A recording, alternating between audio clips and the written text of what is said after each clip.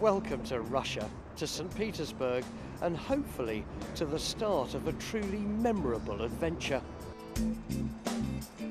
And that adventure begins in St. Petersburg and then takes me northwest, deep into the Russian countryside, to a place called Petrozavodsk, then on southeast to towns that go by the names of Cherepovets, Vologda and Yaroslavl, to Journey's End in Moscow.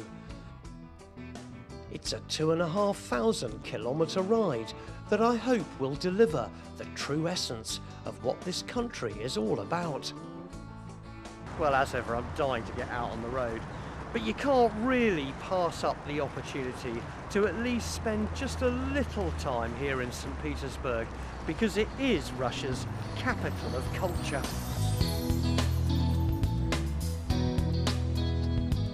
Known as the Venice of the North because of its consummate beauty, St. Petersburg was founded in 1703 by Peter the Great.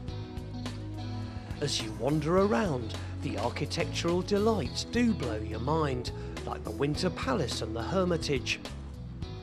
St. Petersburg is also considered to be Russia's window on Europe because of its proximity to Finland and consequently the West. But everywhere you turn, the sheer beauty and enthralling history of this wonderful city is never too far away.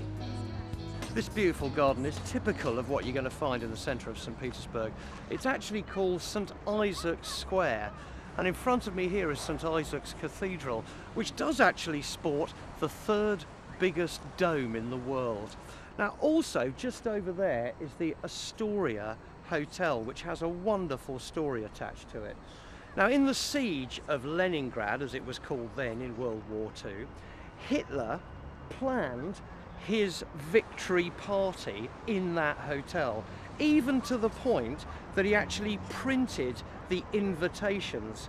But fortunately for the city, obviously, he was never going to be belle of the ball.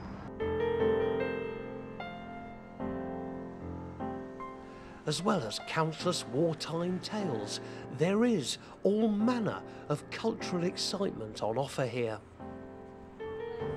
Now, when you've finished looking at all the antiquities and the beautiful architecture here in St. Petersburg, you have to come and have a look around this place. This is the biggest modern art museum in the whole of Russia.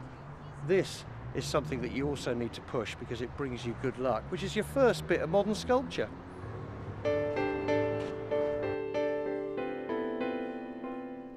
The Errata Museum of Modern Art is a vast emporium filled to the gunnels with a plethora of fascinating works, all created by Russian artists.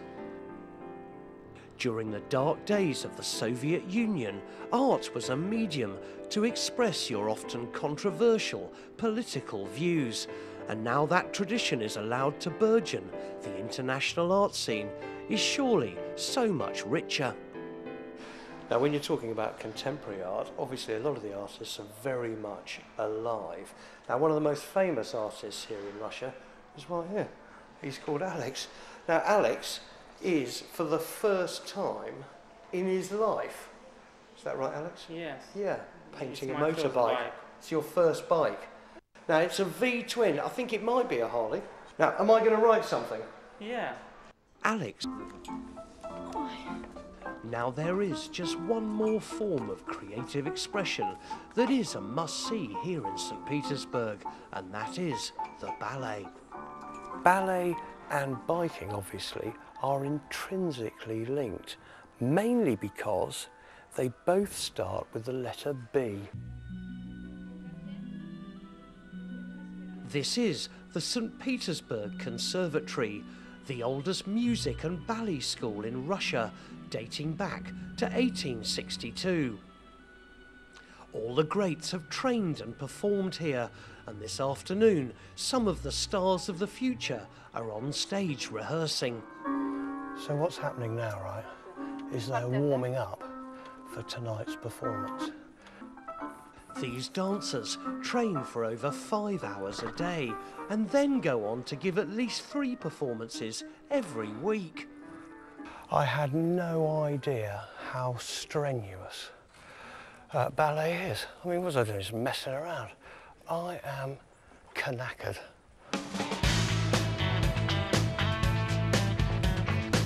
St. Petersburg may be culturally rich, but it now also panders to the seriously wealthy businessman or Russian oligarch. Now, if you want to get an idea of the modernity of St. Petersburg and also its opulence, you should check out this hotel.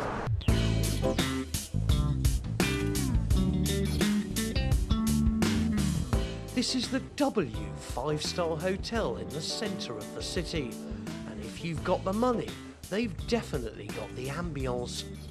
Now, this is the best room in the house, and it starts from that door here. So you've got your own corridor, and you've got a couple of other rooms for your security.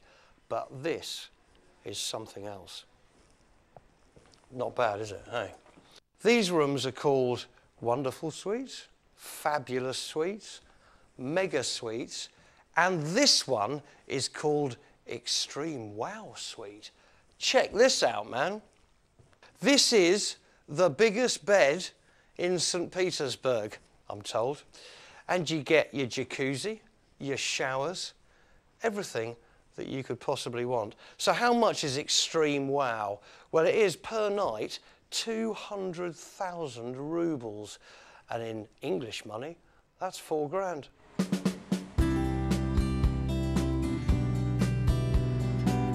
This morning, I'm at last heading out of St. Petersburg, but just before I do, I've asked Juliet, a lifetime resident of the city, to give me an insight into some Russian etiquette and also any advice for the road.